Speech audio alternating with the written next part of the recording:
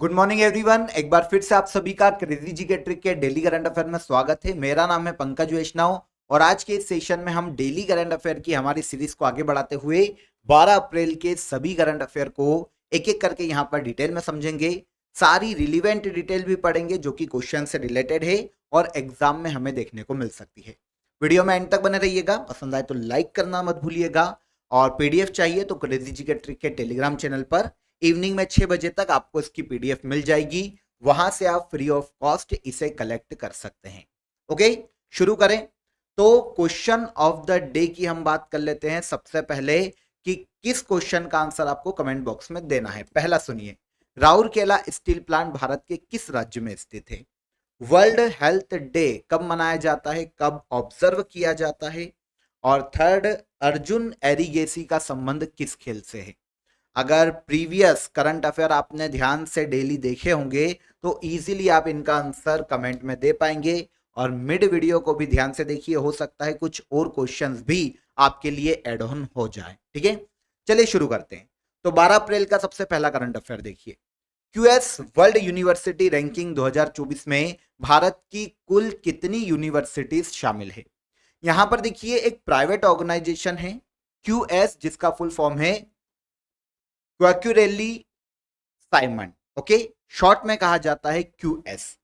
तो इसने हाल ही में देखिए वर्ल्ड यूनिवर्सिटी रैंकिंग रिपोर्ट को जारी किया है। 2024 की रिपोर्ट है और ऑल ओवर इसने 1559 यूनिवर्सिटीज को उनके परफॉर्मेंस के आधार पर, उनकी क्वालिटी एजुकेशन के आधार पर रैंक प्रदान की है। 1559 यूनिवर्सिटीज को पूरे वर्ल्ड की इसने इंक्लूड किया इस रैंकिंग में और भारत की 69 यूनिवर्सिटीज को इस रैंकिंग में क्यूएस, जो कि एक प्राइवेट ऑर्गेनाइजेशन है, इसने रखा है। यह है क्यूएस वर्ल्ड यूनिवर्सिटी रैंकिंग्स 2024।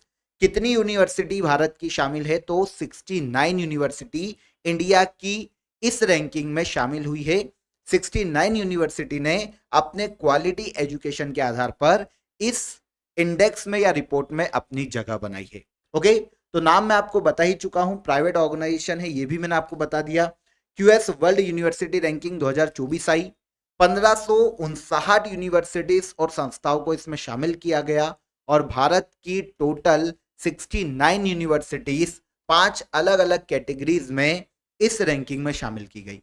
इन कैटेगरीज की बात करें तो देखिए इंजीनियरिंग और टेक्नोलॉजी, आर्ट्स और ह्यूमैनिटी, लाइफ साइंस और मेडिकल, नेचर साइंस और सोशल साइंस और इसके अलावा मैनेजमेंट, ये 5 कैटेगरी थी, अलग अलग डिवाइड की गई थी।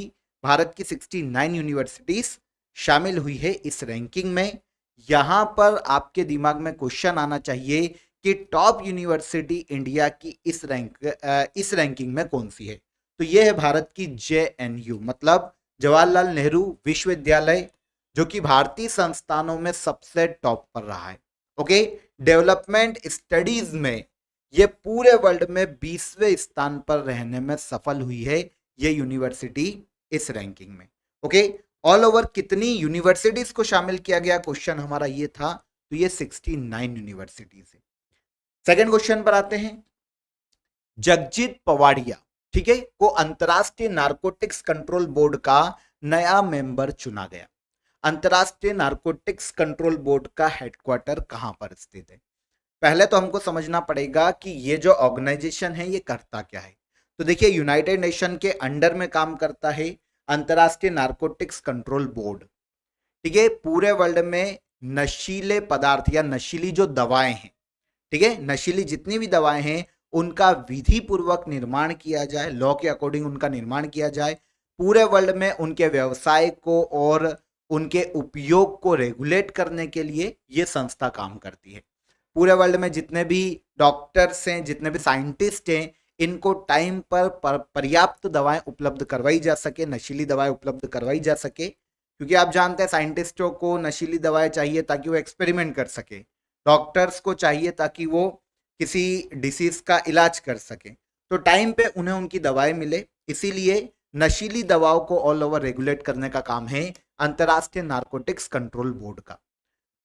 इसका हेडक्वार्टर पूछा गया है, लेकिन देखिए इंपॉर्टेंट ये है कि हाल ही में इस संस्था की मेंबर बनी है भारत की जगजीत पवाड़िया। ओके, तो ये न्यूज हमारे लिए इंपॉर्टेंट है यूनाइटेड नेशन सामाजिक और आर्थिक परिषद में इसके लिए वोटिंग हुई थी। 53 वोट में से 41 वोट जगजीत पवाड़िया को मिले और तीसरे कार्यकाल के लिए ये अंतर्राष्ट्रीय नारकोटिक्स कंट्रोल बोर्ड की सदस्य बनी है। तीसरे कार्यकाल के लिए इसलिए क्योंकि 2015 में इन्हें पहली बार नियुक्त किया गया था 5 साल के लिए, 2020 में फिर दूसरे कार्यकाल के लिए और अब 2025 से 2030 तक का इनका तीसरा कार्यकाल होने वाला है। ठीक है, ये मिल गई, ये न्यूज मिल गई। अब यहां पर अंतर्राष्ट्रीय नारकोटिक्स कंट्रोल बोर्ड का हेडक्वार्टर, ये हमारा क्वेश्चन है, तो ये स्विट्जरलैंड के जेनेवा में स्थित है। ओके, तो सारी इंफॉर्मेशन आपको यहीं पर मैंने क्वेश्चन में ही दे दी। जगजीत पवाड़िया है मेंबर, नई मेंबर बनी है, तीसरे कार्यकाल के लिए नियुक्त किया गया। 2015 में पहली बार इस संस्था के सदस्य के रूप में नियुक्त की गई थी। ठीक है, संस्था क्या काम करती है ये मैं आपको बता चुका हूं। इसकी स्थापना 1968 में की गई थी। हेडक्वार्टर स्विट्जरलैंड के जेनेवा में स्थित है। जगजीत पवाड़िया अगर सदस्य बनी है तीसरे कार्यकाल के लिए तो आपको इस संस्था के अध्यक्ष पता होना चाहिए, तो ये जलाल तौफीक हैं। वर्तमान में इंटरनेशनल नारकोटिक्स कंट्रोल बोर्ड के अध्यक्ष के पद पर हैं जलाल तौफीक। ठीक है, अगले क्वेश्चन पर आइए। आसियान देशों में चल रही विदेशी तैनाती के हिस्से के रूप में भारत का कौन सा जहाज ब्रुनेई के मूरा बंदरगाह या तट पर पहुंचा है? तो पहली चीज तो ये याद रखिए कि मूरा जो कि बंदरगाह या तट है किस देश में स्थित है? ब्रुनेई में। ठीक है, अब क्या हुआ है कि भारत का एक जहाज, ठीक है, आसियान देशों में जो एक विदेशी तैनाती का एक दौर चल रहा है भारत की ओर से, एक द्विपक्षीय सहयोग को बढ़ाने के लिए है ताकि आसियान देशों से हम अपने रिलेशंस को और ज्यादा अच्छा कर पाए। तो भारत का एक सी पॉल्यूशन, जो समुद्री पॉल्यूशन है, इसको ऐसा बोल सकते हैं सी पॉल्यूशन, एक हमारे पास जहाज है जिसका नाम है समुद्र पहरेदार, इसकी तैनाती की गई है। ये अभी आसियान देशों में घूम रहा है ताकि उनसे द्विपक्षीय संबंध को मजबूत किया जा सके और इसी क्रम में ये ब्रुनेई गया है और ब्रुनेई के मूरा पोर्ट पर पहुंचा है। नाम क्या है? नाम है इसका समुद्र पहरेदार। याद रहेगा, भारतीय तटरक्षक प्रदूषण नियंत्रण पोत। ठीक है, समुद्र पहरेदार।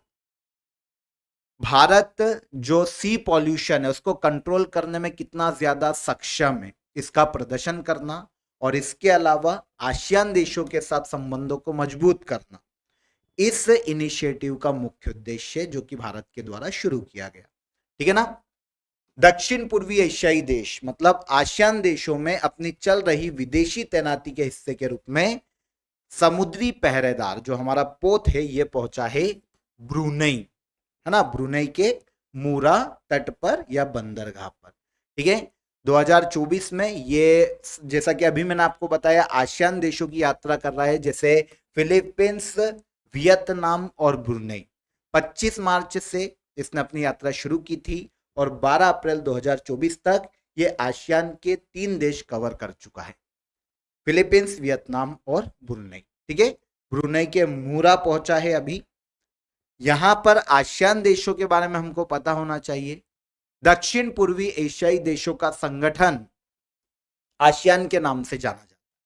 ठीक है, दक्षिण पूर्वी 11 एशियाई देश आसियान संस्था के मेंबर हैं। यहां पर यह चीज समझने वाली है कि दक्षिण पूर्वी एशियाई देश आपसी संबंधों को मजबूत करने के लिए एक साथ आते हैं और एक एसोसिएशन बनाते हैं, यही कहलाता है आसियान। इसकी स्थापना हुई थी 8 अगस्त 1967 में। ठीक है, 8 अगस्त 1967 में। हेडक्वार्टर है इंडोनेशिया के जकार्ता में। देखिए, अभी तक 10 मेंबर थे, 11वां जो सबसे नया सदस्य जुड़ा है इसमें, यह क्वेश्चन आ सकता है, काफी बार मैं आपको बता ही चुका हूं, यह है तिमोर लेस्ते जो कि आसियान की 11वीं मेंबर कंट्री बनी है। इसके पहले ब्रुनेई, बर्मा मतलब Myanmar, Cambodia, Indonesia, Laos, Malaysia, Philippines, Singapore, Thailand और वियतनाम, ये आसियान की 10 मेंबर कंट्री थी। 11वीं मेंबर कंट्री बनी थी कौन? Timor Leste. ओके, अब 11 मेंबर हैं आसियान। ठीक है ना। और यहां की जो यात्रा कर रहा है वो भारत का पोत कौन? समुद्री पहरेदार। ठीक है, चलिए सरहुल त्योहार किस राज्य में मनाया जाता है? तो देखिए मैंने आपको एक गणगौर त्योहार बताया था, अगर आपको याद हो तो लास्ट सेशन में मैंने आपको गणगौर त्योहार पढ़ाया था। उसी की तरह एक और त्योहार है सरहुल त्योहार, जो कि भारत के झारखंड राज्य में झारखंड की जो जनजातियां हैं वो सबसे ज्यादा सेलिब्रेट करती है, और इसे भी नव वर्ष के रूप में सेलिब्रेट किया जाता है, जैसे गणगौर को सेलिब्रेट किया जाता है। गणगौर आप सभी को पता है चैत्र मास के 18वें दिन सेलिब्रेट किया जाता है, जो कि हिंदू कैलेंडर का पहला मंथ है। नवरात्रि से चैत्र मंथ के जो शुक्ल पक्ष की नवरात्रि शुरू होती है उसके तीसरे दिन गणगौर मनाया जाता है, और इसी तीसरे दिन झारखंड में सरहुल त्योहार मनाया जाता है भारत के झारखंड राज्य में।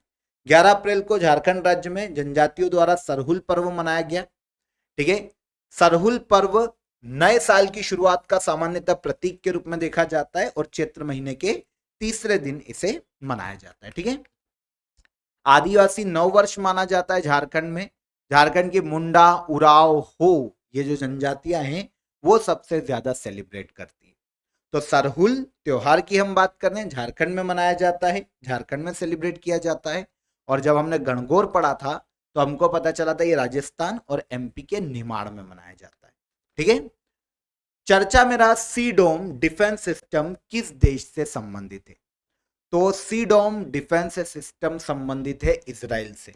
हाल ही में इजराइल ने अपने समुद्री सीमा में सी डोम डिफेंस सिस्टम की तैनाती की है। इजराइल ने 2006 में एक डिफेंस सिस्टम डेवलप किया था, उसका नाम था आयरन डोम। कब? 2006 में। आयरन डोम सतह से हवा में कोई भी अगर मिसाइल, रॉकेट हमला होता है, मिसाइल आती है या फिर कोई भी मोटार हमला होता है तो उसको हवा में ही डिस्ट्रॉय करने के लिए बनाया गया था आयरन डोम 2006 में। आगे चलकर 2014 में समुद्र से हवा में वार करने के लिए एक वर्जन नया निकाला गया आयरन डोम का, और उसे नाम दिया गया सी डोम। ओके, अब ये समुद्र में किसी भी युद्धपोत से हवा में किसी भी मिसाइल को, रॉकेट को या फिर मोटार को नष्ट कर सकता है। अब पहली बार इजराइल ने इसका यूज किया है, और हाल ही में अपने समुद्री क्षेत्र में सी डोम डिफेंस सिस्टम की तैनाती की है। किसने की है? इजराइल ने। ओके, आपको पता ही है फिलिस्तीन से युद्ध चल रहा है, तो इस केस में एक डिफेंस सिस्टम को तैनात करना जरूरी था, क्योंकि अन्य जो खाड़ी देश है उनके साथ भी इजराइल का भी डिस्प्यूट बढ़ता जा रहा है। तो इस केस में इसने सी डोम डिफेंस सिस्टम को अपने समुद्री एरिया में अपॉइंट कर दिया है, इसकी तैनाती कर दी है। 2014 में पेश किया गया था और 2022 में इसे सेना में शामिल किया गया, और अब पहली बार इसकी तैनाती की गई। 70 किलोमीटर के दायरे को कवर करती, कोई भी मिसाइल, मोटार आता है, रॉकेट आता है तो 70 किलोमीटर के दायरे में ये इसको नष्ट करने के लिए सक्षम है। सी डोम डिफेंस सिस्टम किस देश का है? इजराइल का। ठीक है, एशियाई विकास बैंक ने फाइनेंशियल ईयर 2024-25 के लिए भारत की जीडीपी ग्रोथ का अनुमान कितना लगाया है? तो 2024-25 के लिए भारत की जीडीपी ग्रोथ का अनुमान लगाया है हाल ही में एशियाई विकास बैंक ने, एशियन डेवलपमेंट बैंक ने, और यह अनुमान है 7% का। आपको पता है आरबीआई का भी कुछ दिन पहले ही 2024-25 के लिए भारत की जीडीपी ग्रोथ का अनुमान आया था, और यह भी 7% था। और अब एशियन डेवलपमेंट बैंक ने भी भारत के 2024-25 में जीडीपी वृद्धि दर का अनुमान लगाया है 7%। इसके पहले यह अनुमान एशियाई विकास बैंक का 6.7% का था। 0.3% की वृद्धि की है अपने अनुमान में एशियाई विकास बैंक ने। यह अनुमान इसने इसलिए लगाया है या फिर चेंज किया है क्योंकि भारत में मैन्युफैक्चरिंग और जो सर्विस सेक्टर है उसमें बहुत ही तेजी है, बहुत ही ग्रो कर रहा है। तो एशियन डेवलपमेंट बैंक ने 6.7% से 7% कर दिया है भारत की जीडीपी ग्रोथ का अनुमान 2024-25 के लिए। और इसके अलावा इसने कहा है कि 2025-26 में भारत की जीडीपी 7.2% तक रह सकती है। ओके, 11 अप्रैल को समाज सुधारक महात्मा ज्योतिबा फूले की 197वीं जयंती मनाई गई।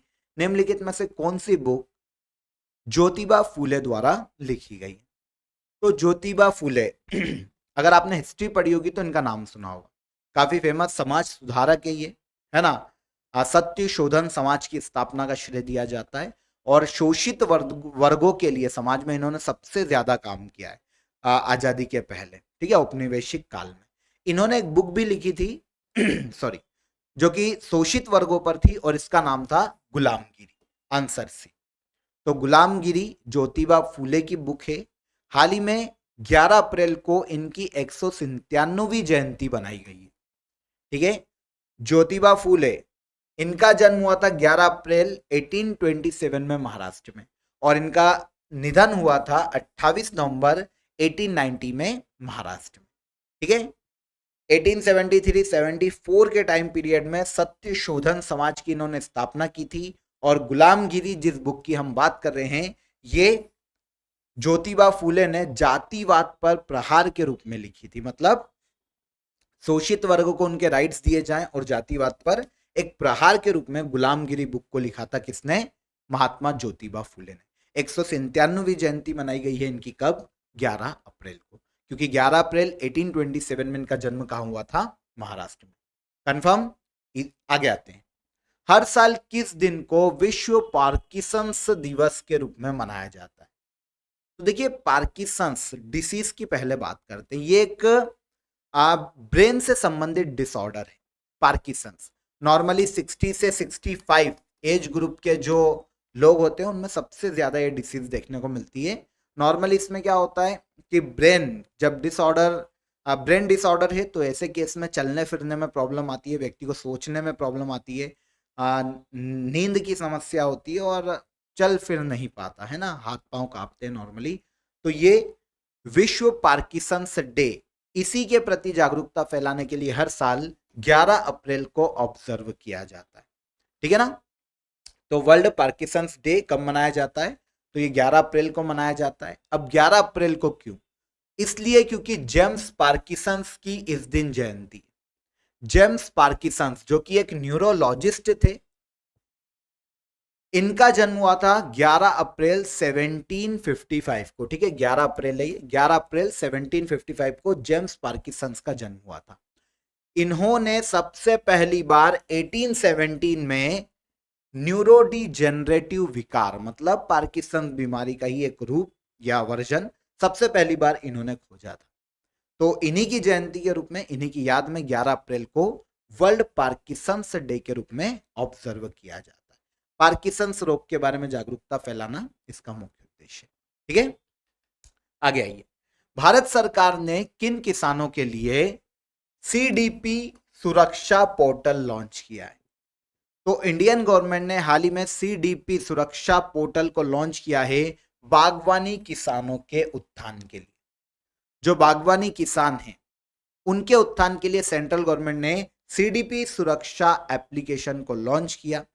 मुख्य उद्देश्य क्या है? देखिए, ये एक डिजिटल प्लेटफॉर्म है और इस प्लेटफॉर्म के द्वारा जितने भी बागवानी किसान हैं उन्हें सब्सिडी प्रदान की जाएगी बागवानी के लिए। तो डायरेक्ट किसान इस एप्लीकेशन पर जाकर रजिस्टर्ड कर सकते हैं और अपनी सब्सिडी को प्राप्त कर सकते हैं। तो बागवानी किसानों का उत्थान करना, उनके लिए सब्सिडी की प्रोसीजर को इजी बनाना सीडीपी सुरक्षा ऐप का मुख्य उद्देश्य है, जो कि हाल ही में सेंट्रल गवर्नमेंट के द्वारा लॉन्च किया गया, ठीक है। भारत के बागवानी क्षेत्र के विकास को बढ़ावा देना, क्योंकि भारतीय इकोनॉमी में इनका बहुत ही महत्वपूर्ण योगदान है, सीडीपी सुरक्षा ऐप, ठीक है। चलिए आगे आते हैं। लास्ट क्वेश्चन है हमारा, चर्चा में रहा ऑकुस समूह किन 3 देशों का समूह है? तो देखिए, नाम से समझेंगे। ऑकुस, ए से हो जाता है ऑस्ट्रेलिया, ठीक है। यूके से हो जाता है यूनाइटेड किंगडम और यूएस से हो जाता है यूएसए। तो ऑकुस समूह जो कि हाल ही में चर्चा में है, 3 देशों का समूह है, ऑस्ट्रेलिया, यूनाइटेड किंगडम और यूएसए। आंसर सी हो जाएगा। ये अभी सुर्खियों में इसलिए है क्योंकि हाल ही में यूएसए ने घोषणा की है कि हम ऑकुस समूह का विस्तार करेंगे, मतलब और मेंबर कंट्रीज को इस समूह में जोड़ेंगे। आपके दिमाग में आएगा कि इस समूह की स्थापना कब हुई और इसका काम क्या था? तो देखिए, हिंद प्रशांत क्षेत्र में, इंडो पैसिफिक जो रीजन है, जो क्षेत्र है, वहां पर चीन की बढ़ती हुई शक्ति को रोकने के लिए तीन देश 2021 में एक साथ आते हैं और AUKUS समूह का निर्माण करते हैं। ये तीन देश ऑस्ट्रेलिया, यूके और यूएसए। अब यूएस ने घोषणा की है कि हम इस समूह का विस्तार करेंगे। संभावना है कि भारत भी इस समूह में जल्द शामिल हो सकता है। अभी केवल एक इंडिकेशन आया है अमेरिका की तरफ से कि भाई हम इस समूह का विस्तार करने वाले। तो हिंद प्रशांत क्षेत्र में चीन की बढ़ती हुई शक्ति को रोकने के लिए, उसका मुकाबला करने के लिए और इस क्षेत्र में इन तीन देशों के मध्य में आपसी सहयोग स्थापित करने के लिए AUKUS समूह की स्थापना की गई थी 2021 में। कंफर्म। 12 अप्रैल 2024 के सभी करंट अफेयर यहां पर मैंने आपको समझा दिए हैं। जो क्वेश्चन बन सकते हैं वो हमने क्लियर कर लिए। अब हम लास्ट डे के करंट अफेयर के रिवीजन क्लास पर चलेंगे, रिवीजन को समझेंगे कि हमने लास्ट सेशन में किन क्वेश्चन को कवर किया था। लेकिन आगे चलने से पहले आप सभी को अपडेट देता हूं। रेलवे की टारगेट बैच आप सभी के लिए शुरू हो गई है रूट एप्लीकेशन पर। रेलवे की जितनी भी वैकेंसी से फ्रेंड्स आने वाले समय में वो सभी आपकी सिंगल बैच में ही कंप्लीट हो जाएगी, बहुत ही नॉमिनल चार्जेस से। आप एक बार रूट एप्लीकेशन को विजिट कीजिए, इजीली इस बैच को आप ज्वाइन कर सकते हैं। देखिए आने वाले समय में जब नोटिफिकेशन आएगा तो आपको सेंट्रल गवर्नमेंट एग्जाम की प्रिपरेशन के लिए समय नहीं देगी 1 या 1.5 महीने से ज्यादा। तो इसलिए अभी फायदा है, आप इस बैच को ज्वाइन कर सकते हैं। 3 महीने बाद ज्वाइन करने की सोच रहे हैं तो उसका कोई फायदा नहीं। मैं खुद बोल देता हूं कि उसके बाद मत ज्वाइन करना, क्योंकि 1-1.5 महीने में कुछ नहीं हो पाएगा। ज्वाइन करना है तो अभी कर सकते हैं रेलवे की टारगेट बैच। आप इंटर होंगे एप्लीकेशन में, रूट एप्लीकेशन में, आपको इजीली समझ में आ जाएगा, बहुत ही नॉमिनल चार्जेस से आप सभी का सिलेक्शन हो, यही उद्देश्य इस बैच का। ठीक है, लाइव सेशन है, आपकी सारी क्लासेस ज्वाइन कीजिए। इसके अलावा ऑल सब्जेक्ट की ई बुक कलेक्शन भी आपको रूट एप्लीकेशन में ही मिल जाएगा। जीएस के सारे सब्जेक्ट इस सिंगल ई बुक कलेक्शन में आपके कवर हो जाएंगे। और ईयरली करंट अफेयर की ई बुक के बारे में आप जानते हैं, शंकनाथ बुक है, अप्रैल तक अपडेटेड अब आपके लिए अवेलेबल है, तो आप इसे भी ज्वाइन कर सकते हैं। नीचे आपको हेल्पलाइन नंबर दिए हैं, कोई भी डाउट आता है तो आप कॉल कर लीजिए। शुरू करें। देखिए लास्ट डे का रिवीजन देख लेते हैं हम। सबसे पहला हमने डिस्कस किया था नोबेल पुरस्कार विजेता पीटर हिग्स का निधन हो गया। इन्हें किस क्षेत्र में नोबेल पुरस्कार प्रदान किया गया? तो पीटर हिग्स की बात करें तो इन्हें नोबेल दिया गया था फिजिक्स का। सही है, ओके। राष्ट्रीय सुरक्षित मातृत्व दिवस मतलब नेशनल सेफ मदरहुड डे कब मनाया जाता है? तो कब मनाया जाता है? 11 अप्रैल को। आंसर हो जाएगा आंसर बी। आगे आ जाएं। विश्व स्वास्थ्य संगठन ने वैश्विक हेपेटाइटिस रिपोर्ट 2024 जारी की। हेपेटाइटिस रोग का कारण क्या है? तो यह है वायरस। ठीक है। इसरो के किस मिशन की टीम को 2024 में John L Jack Swigert junior award से सम्मानित किया गया? तो यह दिया गया है चंद्रयान 3 को। निम्नलिखित में से किस माह में गणगौर त्योहार मनाया जाता है? तो गणगौर त्योहार अभी हमने बात की थी, चैत्र माह में मनाया जाने वाला त्योहार है। किस कंपनी ने भारत का पहला निजी पृथ्वी अवलोकन उपग्रह TSAT-1A लॉन्च किया? तो यह लॉन्च किया है टाटा ने। चर्चा में रहा प्रोजेक्ट सी बर्ड किससे संबंधित है? तो भारत के पश्चिमी तट में greenfield naval base infrastructure development से संबंधित है। Answer A. Hurun global unicorn index 2024 के अनुसार यूनिकॉर्न के मामले में भारत कौन से स्थान पर है? तो हम 3rd प्लेस पर हैं इस इंडेक्स में। हाल ही में किस अफ्रीकी देश ने new gold backed currency ZiG शुरू की है? तो ये शुरू की है जिम्बाब्वे ने। और लास्ट क्वेश्चन क्या था हमारा? Tale valley wildlife sanctuary में खोजी गई नेप्टिस विलायरा किसकी प्रजाति है? तो ये किसकी प्रजाति थी? तितली। ओके। अब लास्ट डे के क्वेश्चन ऑफ द डे देख लेते हैं। देखिए विश्व की सबसे गहरी झील कौन सी है? तो बैकाल झील। आप सभी को पता है साइबेरिया, जो कि एशिया समर्थित रशिया का एरिया है, जो कि एशिया में आता है, उस साइबेरिया क्षेत्र में बैकाल झील देखने को मिलती है, जो कि सबसे गहरी झील है पूरे वर्ल्ड में। डॉक्ट्राइन ऑफ लैप्स मतलब हड़प नीति के तहत हड़पा गया पहला राज्य या क्षेत्र था सतारा, है ना, महाराष्ट्र का। और बल का मात्रक न्यूटन है। ओके, तीनों क्वेश्चन मैंने आपको लास्ट डे के सेशन में पूछे थे। आई होप क्लियर हो गए होंगे। आज जो क्वेश्चन पूछे हैं कमेंट में आंसर जरूर कीजिएगा। वीडियो को लाइक करना मत भूलिएगा। कल फिर मुलाकात करेंगे नेक्स्ट डे के करंट अफेयर में और इंटरेस्टिंग करंट अफेयर के साथ। तब तक अपना ख्याल रखिए। जय हिंद, जय भारत।